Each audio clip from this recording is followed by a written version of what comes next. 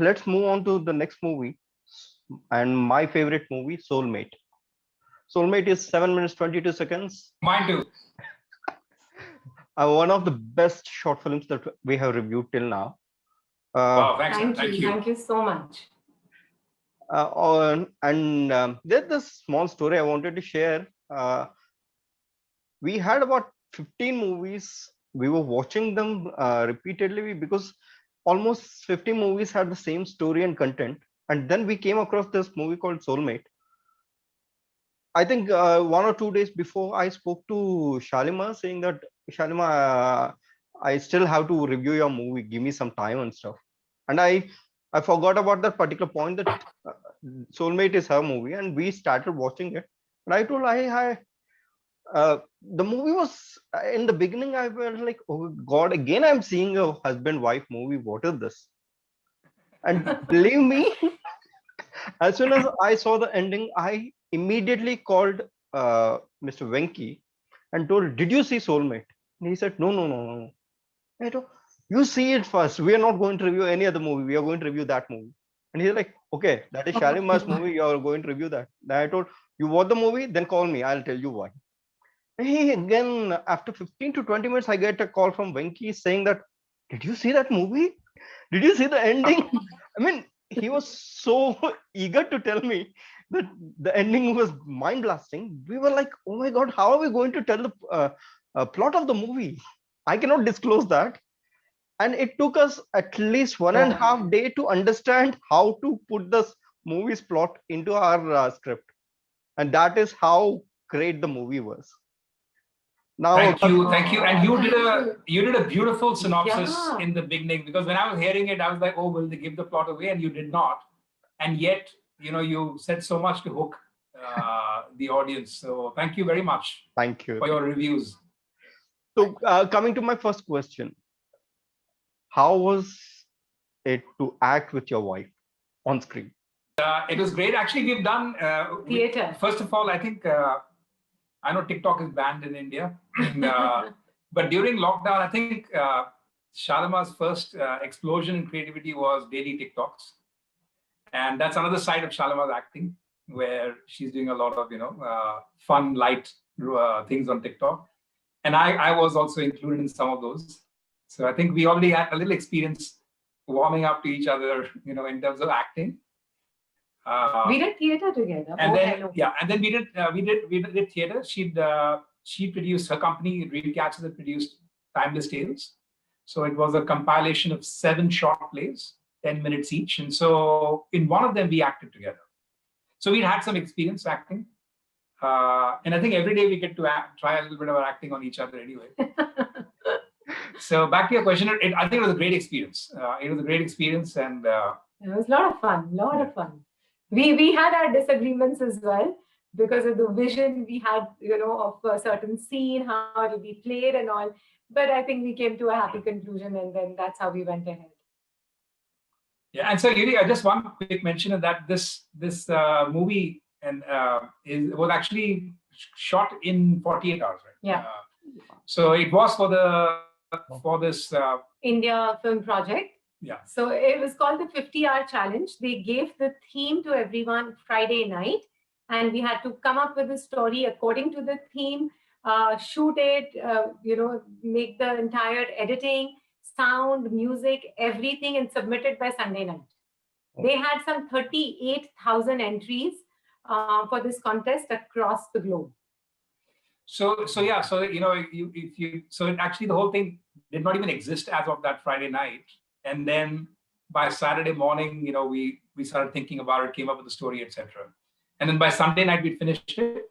Later, we did go back and I added music. So we did submit it on Sunday night. So pretty much 90% of what you see is what was done in 48 or 50 hours or whatever. And then we went back. Later, I went back and added music and some dubbing we did again for clarity. So whose idea was this? I mean, is it a director's idea, a writer's idea? Who came up with this? So took the initiative of registering us for India Film Project. And Himanshu was like, oh my God, like 50 hours. Are you sure you want to do this? And I was like, yeah, it'll be fun. It'll be like the Amazing Race. It'll be exciting to do something together. And the story idea was his, and the direction was his, and then we acted in it together. So, like I said, Shalimar the dynamo, she like makes things happen. She does it. So she jumped out of the aircraft and said, "I've jumped out. Now let's build a parachute." And the only thing was, I had a workshop on that Saturday, Sunday. So for 4 hours each. So I said, okay, I'm going to do that and this. But somehow we made it happen. It was a lot of fun. I think it was. We covered a lot of outdoor shoot as well.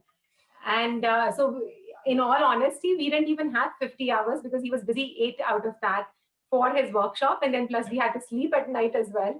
So we barely shot this in like 30 hours or so.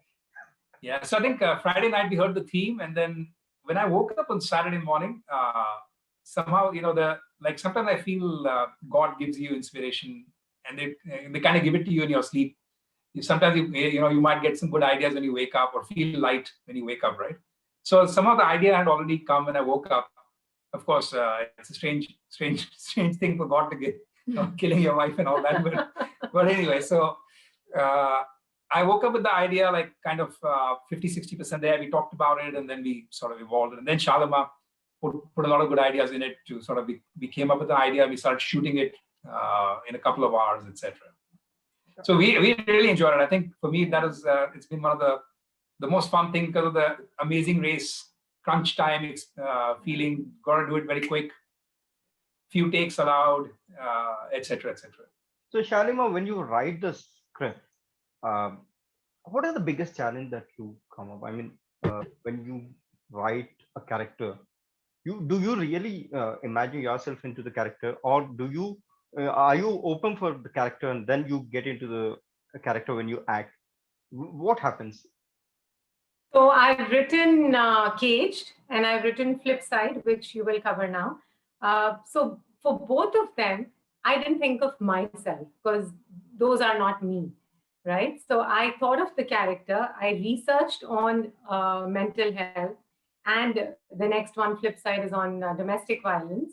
So I researched on those topics and areas, and that's when I started writing the script. So there is a lot of thought process that goes, is she well off or not? Is she strong-headed or not? What exactly is the character? And then the story writing happens. Once you know which person are you exactly talking about, then the storyline falls into place around that character. Whom do you imagine when you write the story? I mean, I constantly see your protagonist is always a successful woman with strong identity and all. And on the contrary, I see she's very weak. She's sweet, but then she's completely kya bolte hain, a broken-hearted woman.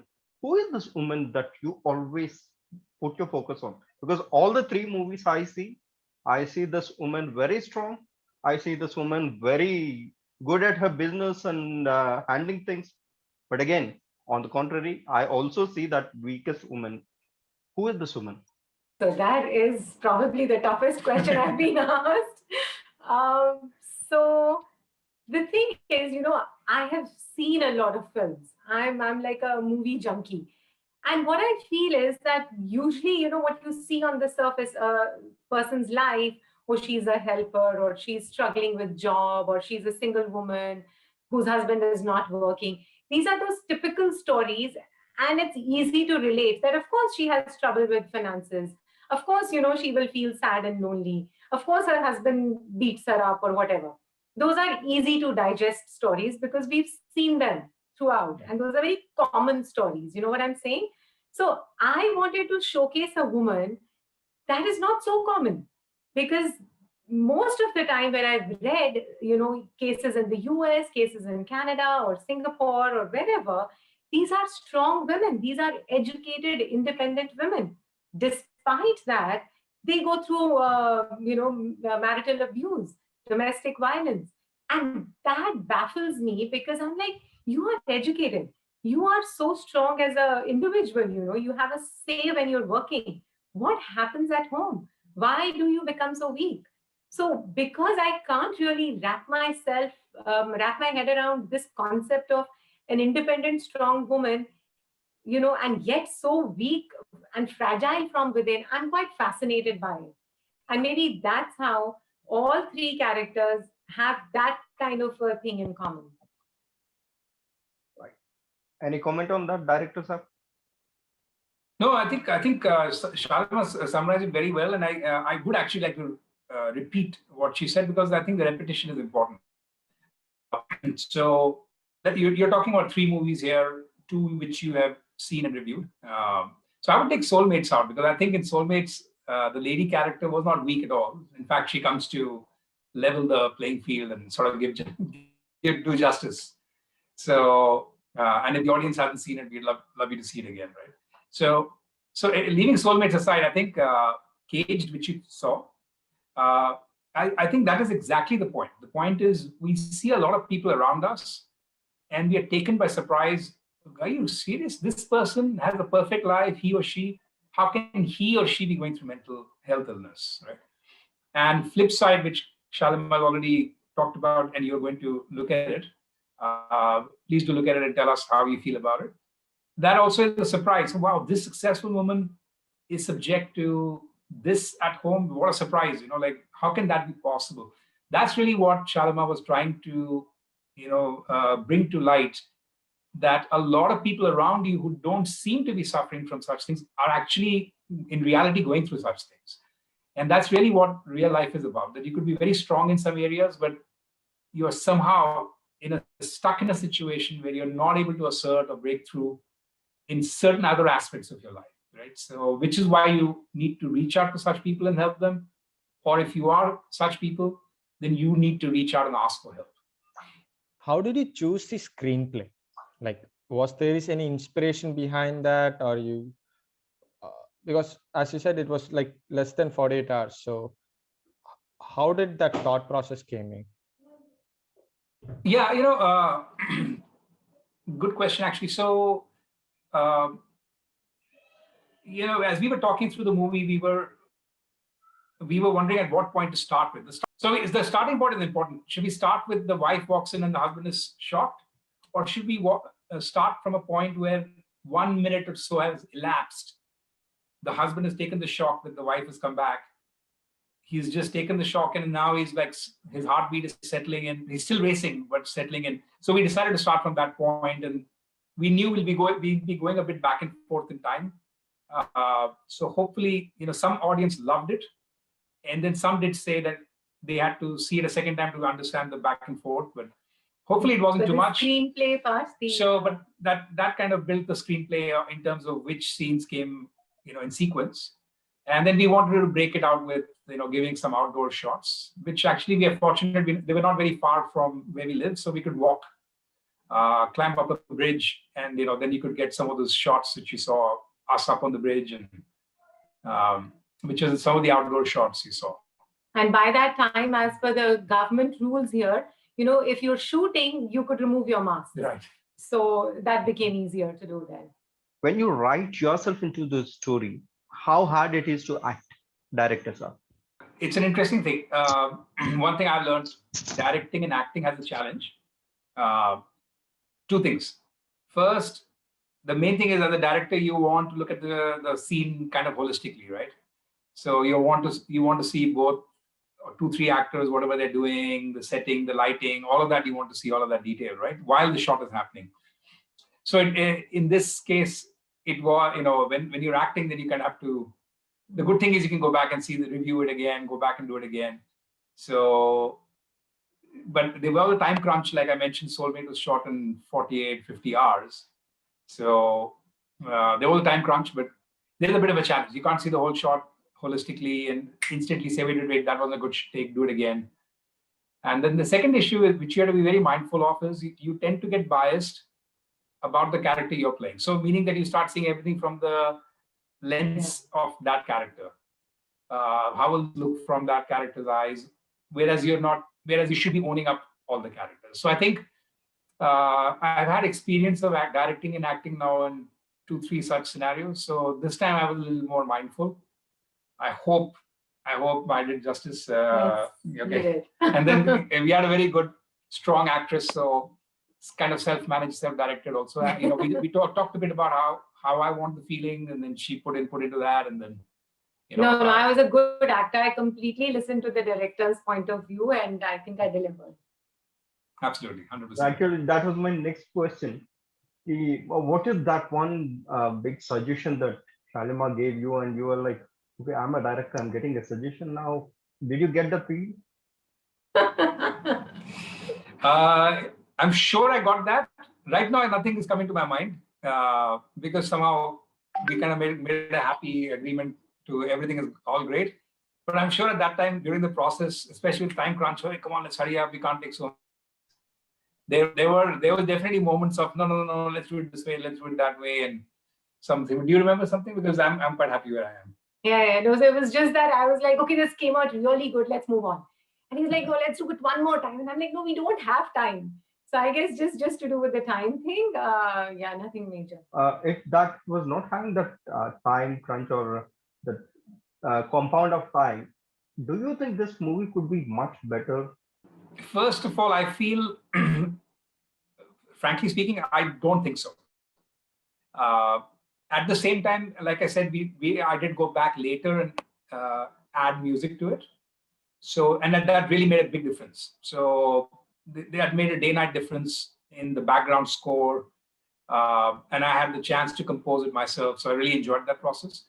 But the actual story writing, thinking of how to screenplay it, dialogues, shooting, because there was a time crunch and pressure, I think we came out with an equally good thing. And otherwise, like they say, Parkinson's law or whatever, work expands to fill time available, right? So if there was 2 months also, we probably would have slowly gone about it and frustrated each other and come up with the same output, right? So I think it really crunched us. It focused us.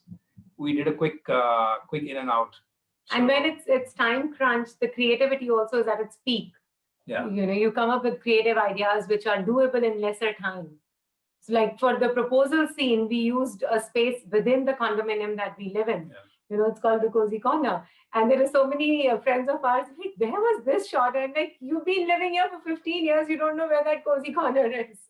So things like that, yeah. It's really challenging when you do a film and send it to a film festival. So that gives a lot of pressure than a normal short film which you do. How was that pressure handled during that? Who was handling maximum pressure here? Yeah, no, so in our partnership, Shalimar comes up with an idea and then she also makes it happen. And so for Shalimar, timelines have to be respected. And for me, time is a bit elastic. So therefore, that kind of hints to you where the pressure was in terms of when you're doing a 50-hour thing. But here we knew there was no compromise, right? We knew it really had to be submitted at the deadline of that midnight, right? So therefore there was no negotiation on that. But yes, there was some. I was thinking we can do it. Let's do this one more time, another time. And Shalimar, no. She could think through and say, no. If we took more time now on this scene, we won't be left with the rest of it. So dubbing and editing also takes a lot of time, right? So we needed to leave good enough time for that. Yeah. So actually, literally, we were editing and then we were publishing the movie, and it was like that. When 80% done, 85% done, and we're looking at the clock, like it is saying 2 minutes left to go, and the deadline is finishing in 3 minutes. So it's like one of those Mission Impossible down to the last few seconds submission, right? I think the best part was that we didn't come under the pressure of winning it. Yeah. We wanted to enjoy the process. So though it was the Amazing Race kind of a feel, we were like, oh, even if we don't win anything, that's fine. This is going to be a memory of a lifetime, which, in our old age, which we'll see. And we did it in 30 hours.